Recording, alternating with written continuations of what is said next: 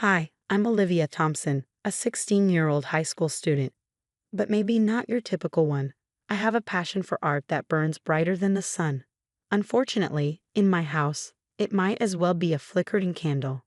I live with my parents, Mark and Linda, and my adopted sister, Emma. She's 14 and the apple of their eye. Olivia, have you seen Emma's latest test scores? Mom's voice cuts through the silence as I sketch in the living room. I sighed and set down my pencil. No, Mom. How did she do? Perfect score, as usual. We're so proud of her. I force a smile, but inside I'm screaming. It's always about Emma's achievements. Meanwhile, my latest art piece sits forgotten in the corner, gathering dust. Later that day, I vent to my best friend Zoe over the phone. I swear, Zoe, it's like I'm invisible in my own home. That's rough, Liv. But hey, didn't Mr. Johnson love your last painting? She reminds me. I smile, thinking about my art teacher's praise. Yeah, he did. At least someone notices. The next day at school, Mr. Johnson pulls me aside after class. Olivia, I've got some exciting news about an upcoming art competition. My heart races with excitement, but then a sharp pain in my stomach makes me wince. Are you okay? Mr. Johnson asks, concern written on his face. Yeah, just a stomach ache. It's nothing. I brush it off. The truth is, I've been having these pains for weeks, but I haven't told anyone. My parents are too busy with Emma, and I don't want to be a burden. That evening at dinner, I'm pushing food around my plate, the pain growing worse. I stay quiet. Emma, tell your father about your science project, Mom gushes. Emma launches into a detailed explanation, and I tune out. Suddenly, a sharp pain makes me gasp.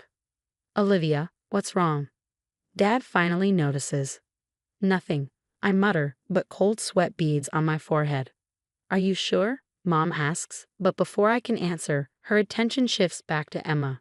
I excuse myself and head to my room, clutching my stomach. As I lie in bed, I hear my parents talking in the hallway. Should we call Dr. Peterson about Olivia? Dad asks. Oh, I'm sure it's nothing, Mom dismisses. Did you see Emma's project outline? It's brilliant. Tears sting my eyes. Even when I'm in pain, I'm an afterthought. The next day at school, I'm in art class, trying to focus on my canvas. The pain is unbearable, but I grit my teeth. Mr. Johnson is explaining a new technique when suddenly the room starts spinning. Olivia? Mr. Johnson's voice sounds distant, but I can't respond. The last thing I remember is the cold floor rushing up to meet me. When I come to, the world is blurry, slowly coming into focus. I'm in a hospital bed, the antiseptic smell stinging my nose. My stomach feels like it's on fire. Olivia, can you hear me? A doctor I don't recognize is leaning over me. I try to nod, but even that small movement sends waves of pain through my body. I'm Dr. Chen. You're in the hospital. Your appendix ruptured, and we need to operate immediately. Suddenly, my parents burst into the room, looking flustered. Olivia, what happened? Mom asks, but before I can respond, her phone chimes, and she glances at it. Dr. Chen turns to them, serious. Mr. and Mrs. Thompson, Olivia's condition is severe. The infection could spread if we don't operate quickly. Dad nods but is busy tapping away on his phone. How long will the surgery take? We have a commitment later. I can't believe what I'm hearing. Dr. Chen looks shocked. Sir, your daughter's life is at risk. This isn't a minor procedure. Just then, Zoe rushes in. Liv, oh my God, are you okay? She grabs my hand, and I feel a lump in my throat. At least someone cares. As they prepare me for surgery, I drift in and out of consciousness, catching pieces of my parents' conversation. Mark, we can't miss Emma's science fair. She's worked so hard, Mom says. I know, Linda. Maybe we can take turns. One of us stay here, the other go to the fair, Dad suggests. I want to scream to tell them. I need them both, but the pain is overwhelming. The next thing I know, I'm being wheeled into the operating room. Dr. Chen looks concerned. Olivia, we're going to do everything we can. The rupture is quite severe, so there might be complications. As the anesthesia begins to take effect, I catch a glimpse of my parents standing by the door. Mom is on the phone. Emma, sweetie, don't worry. We'll be there for your presentation. Your sister's just having a small procedure. Small procedure? Tears slip down my cheeks as the world fades to black. When I wake up, I'm groggy and sore. Zoe is sitting by my bedside, not my parents. Hey, sleepyhead, she says softly. How are you feeling? Like I've been hit by a truck, I croak. Where are my parents? Zoe hesitates. They had to leave. Emma's science fair, remember. I close my eyes, fighting back the tears. Of course. Emma's science fair was more important than my life-threatening surgery. Dr. Chen enters, looking tired but relieved. Olivia, you gave us quite a scare. There were some complications during the surgery due to the severity of the rupture, but we managed to get everything under control. Complications? Zoe asks, squeezing my hand. Dr. Chen nods grimly. The infection had spread more than we initially thought. For a while, we were concerned. He trails off, then forces a smile. But you're a fighter, Olivia. You pulled through. I try to process the weight of his words. I could have died, and my parents aren't even here. When can I go home? I ask, though the word home feels hollow now. We'll need to keep you here for a few days to monitor for any post-operative complications. Dr. Chen explains before leaving. My phone buzzes. It's a text from Mom. Hope you're feeling better, sweetie. Emma won first place. We're taking her out to celebrate. Rest up. We'll visit tomorrow. I hand the phone to Zoe, unable to look at it anymore. She reads the text, her face darkening. Liv, I'm so sorry. This isn't right. I close my eyes, exhaustion and hurt washing over me. It's fine, I lie. I'm used to it. Hours later, I wake to the steady beep of machines. My body feels like it's been run over by a truck. The room is empty, and for a moment, panic sets in. Where is everyone? Time drags on before Zoe finally bursts into the room, her face a mix of relief and anger. Liv, I'm so sorry I couldn't be here earlier. How are you feeling? Like death warmed over, I say weakly. Where are my parents? Zoe's face falls. They're not here yet. Emma's science fair ran late, and they took her out to celebrate her win. I close my eyes, fighting back the tears. Even after major surgery, I'm still an afterthought. Later, Mr. Johnson visits, carrying a familiar portfolio under his arm. Olivia, I brought something to brighten up this dreary room. He pulls out my paintings and pins them to the walls. The burst of color against the sterile white feels like a piece of meat in this place. You've got real talent, Olivia. Don't let anyone dim your light, he says warmly. His words bring some comfort, but the absence of my family leaves a cold pit in my stomach. Dr. Chen comes in for a checkup, his brow furrowed. Olivia, how are you feeling? Any pain or discomfort? I shake my head, but he doesn't look convinced. I've been trying to reach your parents to discuss your post-operative care. It's crucial that you have proper support during your recovery. Just then, my parents finally arrive, Emma in tow, all smiles and excited chatter. Olivia, honey, how are you? Mom asks, but her eyes keep darting to Emma's trophy. Dr. Chen pulls them aside, his voice low but stern. I strain to hear. Mr. and Mrs. Thompson, I need to express my concern. Olivia's surgery was far more critical than you seem to realize. There were moments when we almost lost her. The words hit me like a ton of bricks. I almost died, and they weren't even here.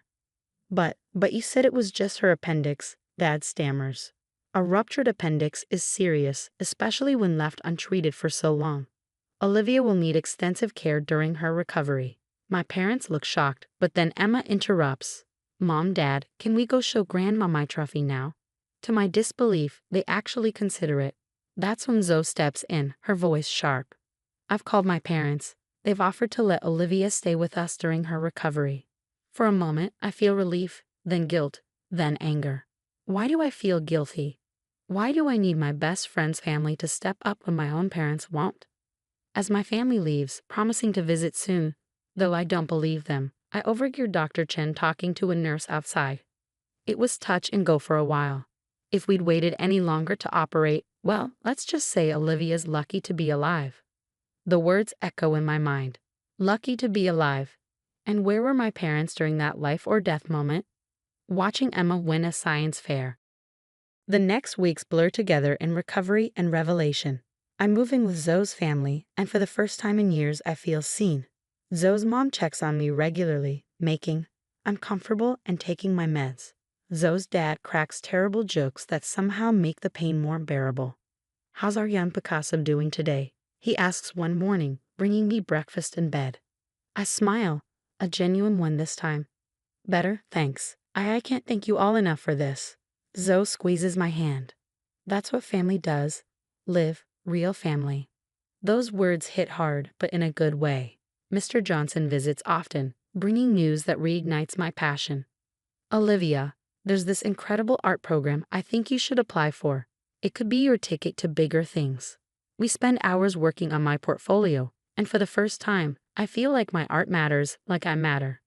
The day I'm well enough to return home, I brace myself for the confrontation I know is coming. My parents greet me with all smiles and welcome homes, but I'm not buying it anymore. "We need to talk," I say, my voice steadier than I feel. "Of course, sweetie. What about?" Mom asks, distracted by her phone.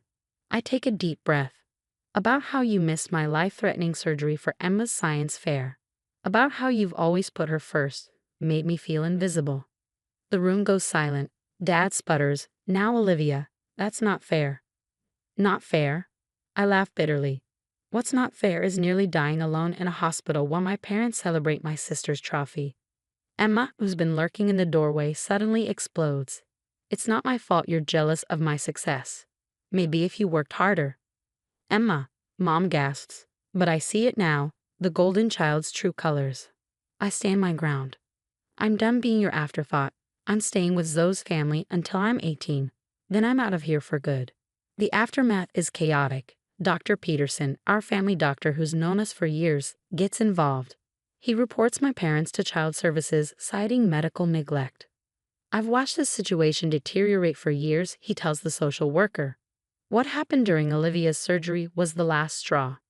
My emancipation case moves forward, supported by testimony from Dr. Chen, Mr. Johnson, and others who've witnessed my parents' neglect. Meanwhile, my art starts gaining attention. A piece I created during recovery, a stark emotional portrayal of isolation in a family, wins a local contest, leading to a scholarship opportunity at a prestigious art school. Mr. Johnson beams with pride when I tell him, "You're going places, Olivia. Your pain has become your power." As news of my parents' neglect spreads, their carefully crafted image crumbles. Dad's law firm puts him on leave pending an investigation, and Mom's social circle, once a source of bragging rights about Emma's achievements, turns its back on her. Emma, unused to not being the center of attention, lashes out, but her outbursts only serve to highlight the dysfunction that's been simmering beneath the surface all along. On my 18th birthday, I stand in front of my new apartment, keys in hand. Zoe, her parents, and Mr. Johnson surround me, ready to help me move in. "You did it, Liv," Zoe says, hugging me tight. "You reclaimed your life."